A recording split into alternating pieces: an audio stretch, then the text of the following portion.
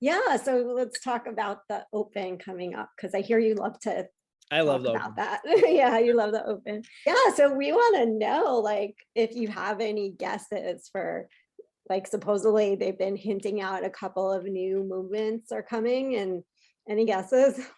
Yeah, so historically it was a lot easier when there was so you're also a CrossFitter, right?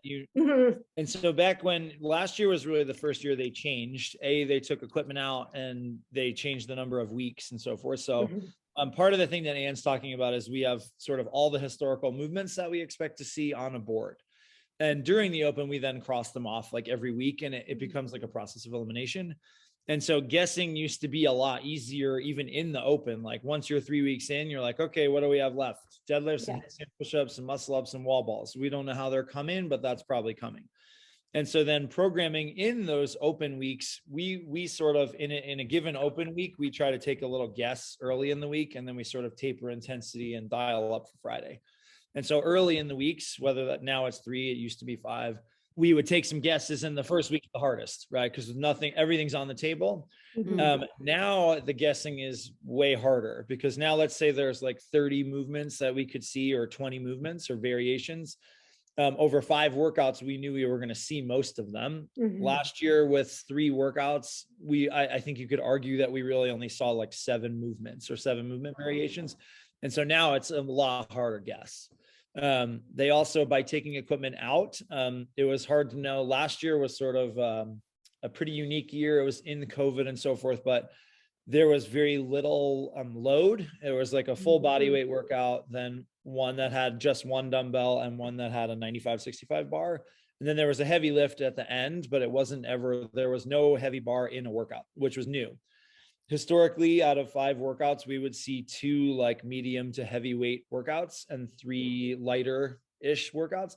So now we're sort of unsure if that was a one-off or this is a new trend where we're going to see the open is under 100 pounds on every movement, right? And so that's possible. Like I said, last year they had that caveat where there was one heavy lift after, but from a total time of the open last year, there was, I think the first workout had a 15-minute cap, then a 20-minute cap, and then it was like 15 and 7 or something like that. So total time considered, there was very little load last year.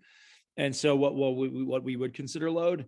And so that makes it tough this year. So I've sort of in our open prep geared more towards like lighter, faster type of stuff.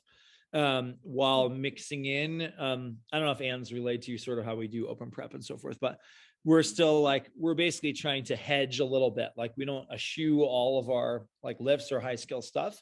They just announced 2 weeks ago some of the movements that are coming out. We didn't know that the first 4 weeks of our open prep. We didn't know there was going to be equipment limitations. And so we've moved a little more towards like a lighter, faster bias just this year because that's what they showed us last year. It's not, like I said before, it's not like rocket science. We just look at what has been done historically. Yeah. And we look at movement combinations and loads and so forth. And so given it was last year a one-off, or is that the new trend? Right. Like, and so that sort of, we don't know. Yeah, I could guess opposite that because it's like, okay, everybody's back at the gym now Yeah. that they would, Mhm. use the equipment more or just like, have heavier stuff. Yeah, that is sort of what we were assuming until they pulled out the rower, the wall ball, and the high rings, like muscle rings. And then they also kept it at the 3 weeks again. So I think obviously not know, especially with, the change that they had with Castro leaving and Justin Berg taking over, like, are they making a change in some capacity there, or was that separate from open programming? And so he had sent out some emails. I don't know if you guys got them, but someone from HQ sent emails. I can't remember if they were any mailing list or affiliate mailing list, just like alluding to like changes in the open and making more consistency going forward, like dates and so forth. And so I don't know if that alludes to like, we will never see a rower, wall ball, or ring muscle ups in the open again, or if is this another COVID year where they're sort of like lumping this in like last year. So Personally, I prefer the longer time frame. I think 5 tests gives you a lot better barometer of the athlete. Yeah. You can imagine, like in any gym in America, if you just took one workout, right? Like you don't know if you're going to get actually the most well-rounded athlete to take the top and so forth. Right. So the more you have, the more, if it's well-rounded testing, you should get the best overall athletes will finish at the top and so forth. So last year I thought was a little, I assume was like a COVID one-off, but we don't know. To go to your guesses, we've been sort of taking some stabs and just when they said no to dumbbells, that just got announced like 2 weeks ago. So like this week, we program Turkish get-ups once a month typically, but we put them in I tend to put them on Saturday, which isn't a super large attendance day, but I put it on a Monday. That's our busiest day of the week to like expose everyone to dumbbell Turkish get-ups. I don't expect to see that, but like trying, like you said, taking guesses about new movements like the single arm devil's press, or like what are they going to throw at us with the dumbbell. Today we did hang squat clean with a dumbbell. None of these things are new movements, right? We use them periodically, but they would just be new to the open. So gotcha. Okay, so you're guessing maybe it's not going to be something weird like the wall walk was. Yeah, if they did, in terms of that Turkish get up, like I mentioned, that would not be a crowd favorite, right? Like people would be probably pretty upset about that, which I don't think is a reason to not do something. But on the flip side, that's a movement that is on main site like a lot, I should say a lot relatively. Like it's programmed more on main site than at most CrossFit affiliates. We'll put it that way. Like Annette, at your gym, is that a movement you guys like do regularly or? We've done it. Yeah. Just this gym I'm at now since April.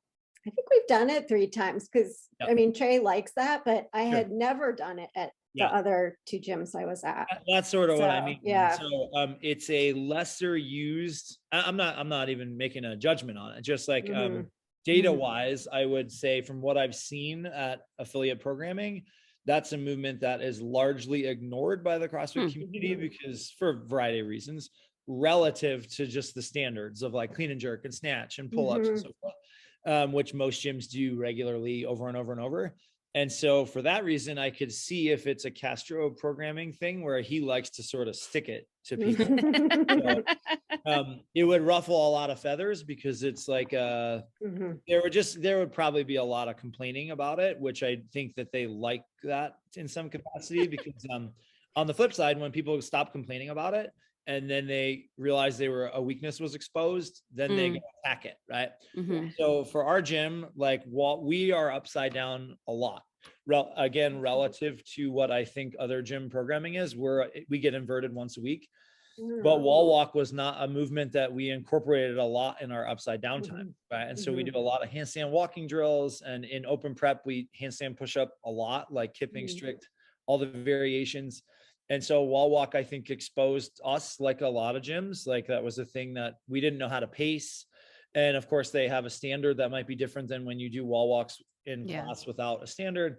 So this past year, as Ann knows, we incorporated it a lot because it is, I feel like burned as a programmer when we have something like that happen. And so I don't want our athletes to be faced with that again. And so basically by last summer, probably I was programming it maybe once a month.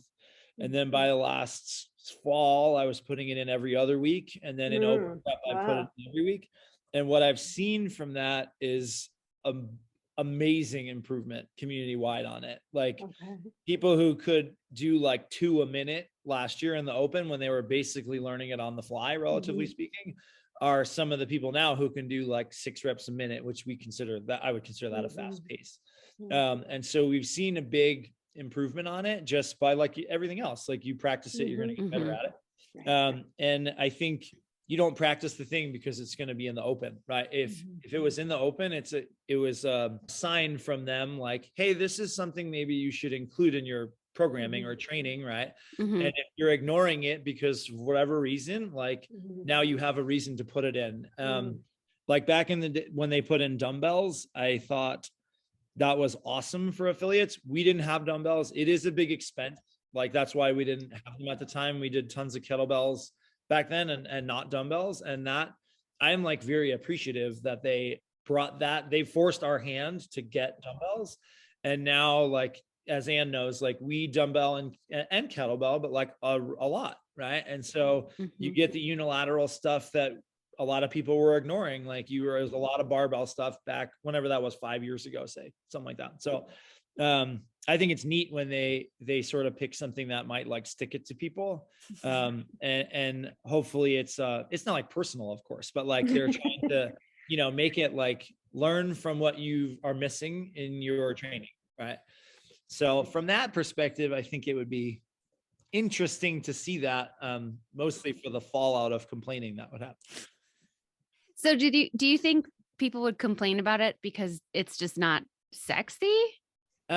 It's hard. So right away that checks the box of why people, it's not something they're accustomed to. Right. So think of the wall walks, right? I think the wall walks as a movement are a great addition. I think last year's open was not a great combination of tests.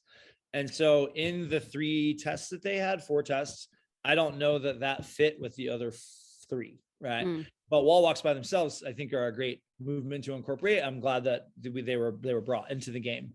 And so with something like Turkish get-ups, they shouldn't be hard to standardize. Like any movement can be standardized. So that would probably be one thing. People being like, oh, they're hard to judge, but that shouldn't really be the case. It is not a movement we love people to do fast. And so I think that's a reason that it's like not a good idea. That would be like one debate on it. But you don't have to do it unsafely, right? Like anytime with any movement, like if any critique is like, oh, it's dangerous, like, well, you don't have to do it in a dangerous way, right? So I don't inherently think that Turkish get up is something that couldn't be on just because it's a movement you have to do pretty slow and technically, right? And so, but I could see that as an argument, at least. I at least like see that side of it. But how you did it on Monday? Did you train on Monday? And I love them. I think they're so fun. And I think that like I don't know that it would like lead to this catastrophe of injuries that might be like initially complained about. If people are like, oh, it's unsafe. Well, let's use some data and find out. Like I have never had an athlete in 10 years get hurt doing a Turkish get up.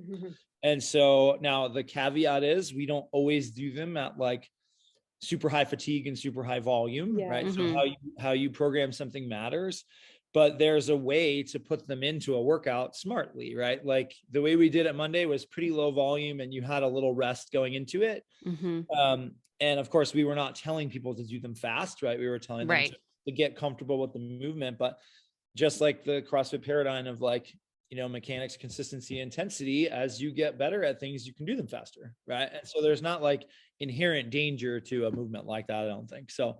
But that would be one argument against it and so forth. But, something like a single a single hand farmer step up or something like that. So these are movements that they haven't done before, which I don't really think of that as like, that's just a variation of something they've done before.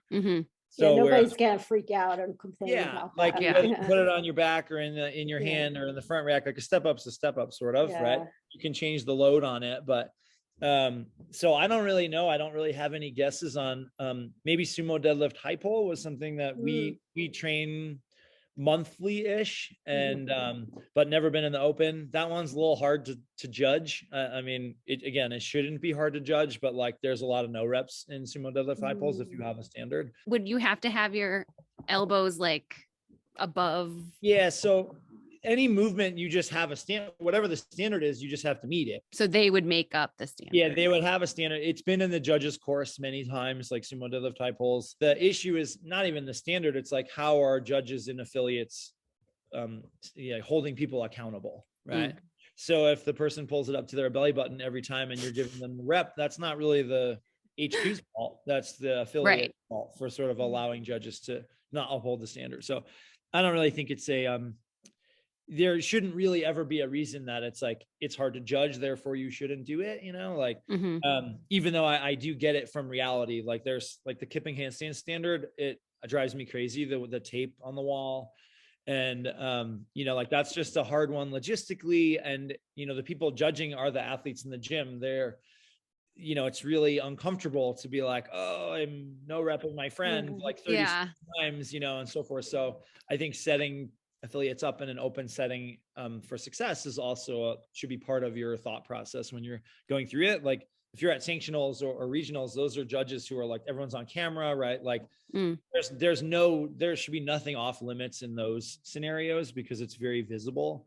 But yeah, I'm empathetic to the side of like, hey, remember that affiliates have to actually judge this. And so make the standard something that's pretty easy, right? Easy to, not the movement easy to see. Right? Yeah. So the tape standard with kipping handstands, if you guys are familiar with it, like everyone's at a different height and there's like all these steps to the process where you put your hands on the walls and some people don't press high and some people sink their shoulders down. And then like sometimes the best handstander in your gym, like can't really meet the standard because he's got a weird body type or whatever. And so that one I always, I prefer not to see from an affiliate standpoint. Just it creates a lot of headaches for us.